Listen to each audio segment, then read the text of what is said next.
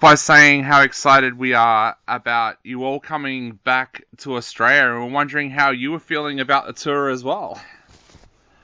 Well, we're very excited, and I'm just so happy it's finally fucking happening. It's just, but honestly, I don't think I'm going to believe it until I get off the fucking plane. Like, this has been dangling in front of us like a delicious carrot for what now, 3 fucking years? Yeah. Like, this is 4 years in the making. This is ridiculous. Yeah, we're going to be really happy when we finally get there. For a band that's always toured so much, the last few years must have been so frustrating with shows and tours just being cancelled one after another. Yes and no. It was honestly nice to take a break. Yeah. It was the first break we've had in, oh God, I don't know how long. It was the first time we've ever been home in our own house that we've owned since 2000. And actually seen all 4 seasons happen one after the other. I've never seen that before, ever.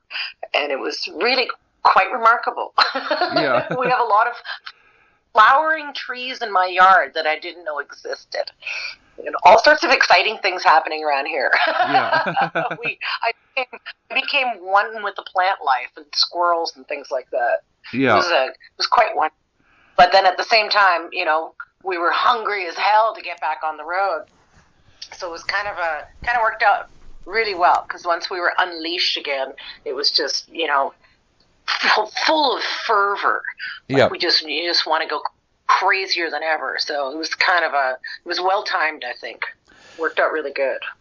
I think we all learnt stuff about ourselves during that time as well. One of the rules that we had here in Victoria during the lockdowns was that we weren't allowed to go any more than 10 kilometers from home. And being a nature lover, I'd always traveled to get my fix of nature, whereas suddenly I was going to local parks and local bushwalking and stuff like that. And I learnt a bunch of things about myself and about this area.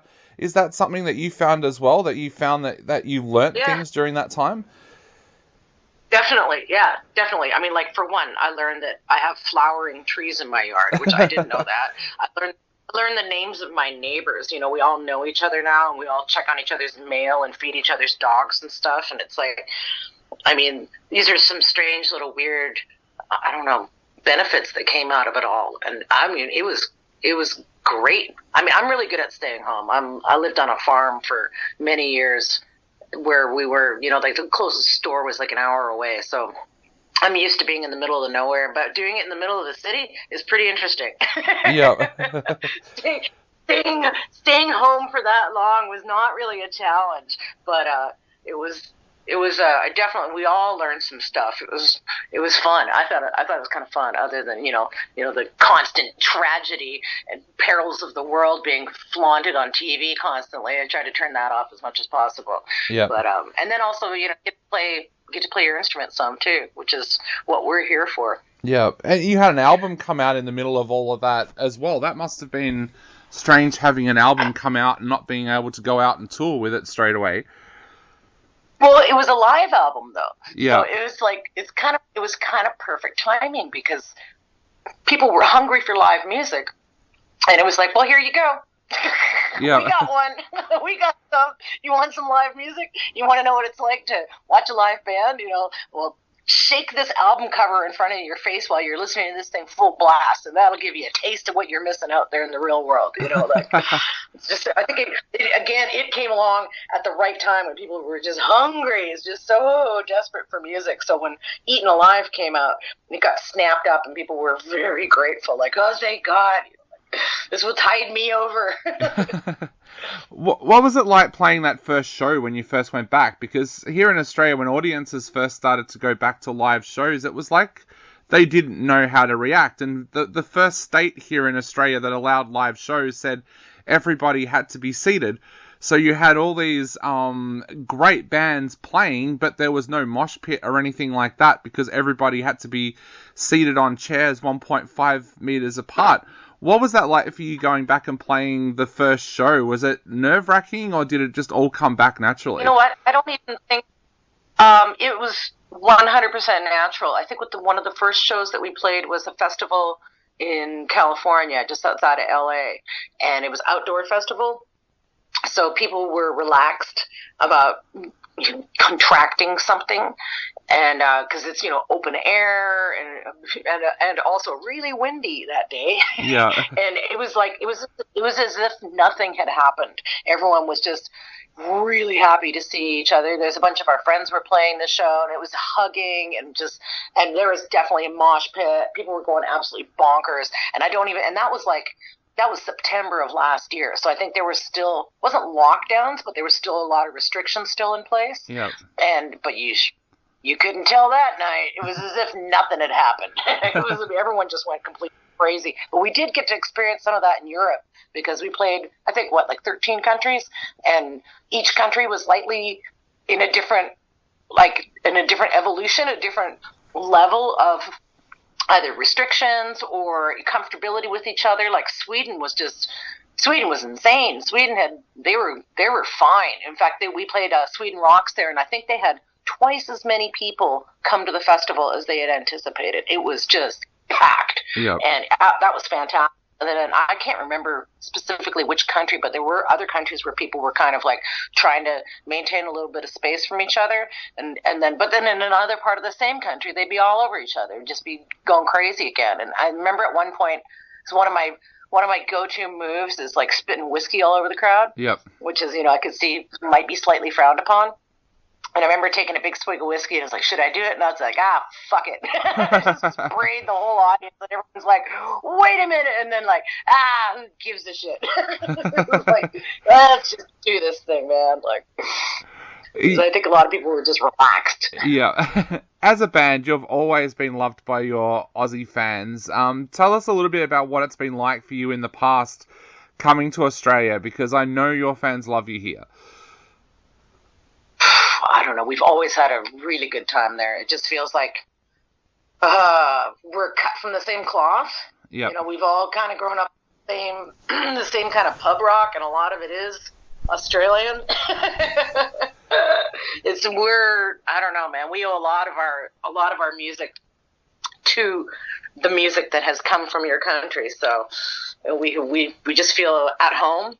It's always fun. It's always fun. There's a lot of good people there, and It's been a while, so a lot of hugs coming. Yeah. What are some of the Aussie artists that you love?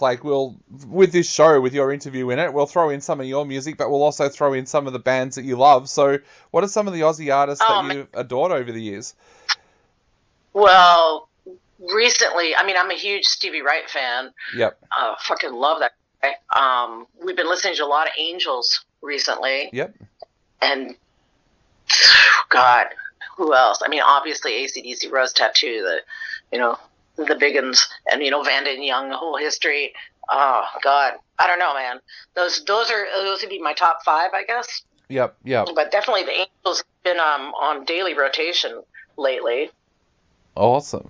And in fact, Blaine's other band, 9 Pound Hammer, has just recorded an Angels cover, which is going to come out on their next album. So, and maybe if we get around to doing it, I would love to cover Marseille one day. Wow. Yeah. Such a great. Mostly because because it's a great song, and also because we play Marseille a lot. Yeah. Talking of your Aussie fans, Aussie crowds are known for doing wild things at shows, and apparently our Aussie fans have scared some bands in the past. What's the craziest thing that you've seen at Aussie shows, and do you love the way the Aussies act at your shows? Look, man, I don't know if I've seen anything too crazy. I don't want to challenge anybody, but nothing comes to mind. I think generally the craziest shit that's going on is usually on stage, so... Yeah. I wouldn't... the craziest thing I think I ever saw is when we played, God, where was it? I want to say it was Melbourne. We played with Pete Wells from Rose Tattoo, and he stuck his face right in between my boobs while we were playing. We were kind of facing off guitar to guitar, and he just was mesmerized, and he just came over and he just planted his face right between my tits. And I was like, I wonder if he's ever had that opportunity before. Yeah. So what else do you guys like doing when you're in Australia? I mean, a lot of people love to come here and take a couple of days off and go out and explore the country a little bit. Do you ever get a chance to do that when you're here, like either before the tour or after the tour?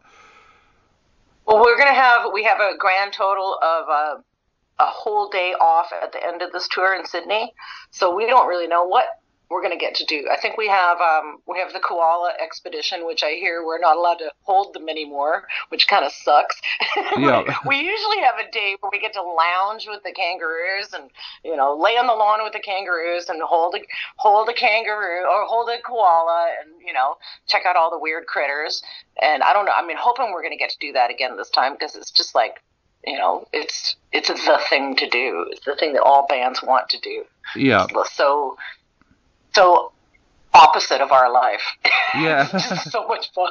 That, and I mean, we'd love to see the critters. I was really hoping to go to Perth this time, but that got cut out of our schedule. I wanted to visit Bonn, and that's not going to happen. So I don't know. We're gonna have to come up with something good to do in Sydney. Yeah. There's Taronga Zoo. That's an absolutely fantastic zoo that's in Sydney, but if you ever do get to Perth, you've got to go across to Rottnest Island and meet these little critters called quokkas. I don't know if you've ever heard of them.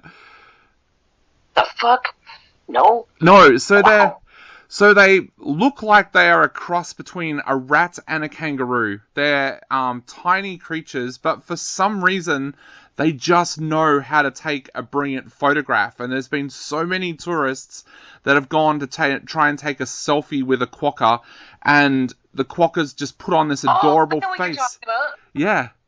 They're those little bitty cute little round things, and they always look like they're smiling. Yes, yeah, and they always seem to know how to take a selfie with a tourist. They're freaky little animals, but so cute. This is a totally weird aside, but when I was a really little kid, I was a voice on a radio show. Yep. I got to play a voice of a little boy in a program called Little Nemo in Slumberland. I think I was like 5. And I had created a creature who I'd drawn, who was like this little kind of pear-shaped critter with this big smile on his face. And we had incorporated it into part of the storytelling. It was like a kid's show. And they were called Piggy Mossums, was this name that I came up with. And then years later, I saw a picture of a quokka. Is that what they're called? Yeah, quokka, yep. Yeah, and it's basically the same creature. It was Wow. like, oh my God, came to life. Like, it was this thing that I'd drawn when I was maybe 4 or 5, and it was this happy little creature called the Piggy Mossum. And it turns out, I guess they live outside of Perth, huh? Yeah, they do. Yeah, on this cute little island. Now, I know we are running out of time very, very quickly, but there was one question I wanted to ask. You have got so many amazing tracks now in your back catalogue. How do you go about putting together a set list for a show like this with so many amazing tracks to choose from? I'm going to tell you, it ain't easy. There's that. That's hard, but we are, at this point, limited by what our new drummer knows. Yep. So that makes it a lot easier. And he's a very talented man, but he's not as talented as we need right now to be able to do all the songs. So we have to stick to what he knows, which is unfortunately only it's less than 30 songs. So we gotta get that boys and learn. Yeah. All right. Thank you so much for taking the time to chat to us today. It's been an absolute honor having you on the show. And I guess to finish up, what would you like to say to all of your Aussie fans out there who are still yet to buy tickets? Oh my God, we're really coming this time. We're actually really coming this time, and if we've learned anything in the past 2 years, like, if you have an opportunity to rock, fucking take it. And this is it. Don't waffle on this one. Get the fucking ticket now. Come to the show. You'll not regret it.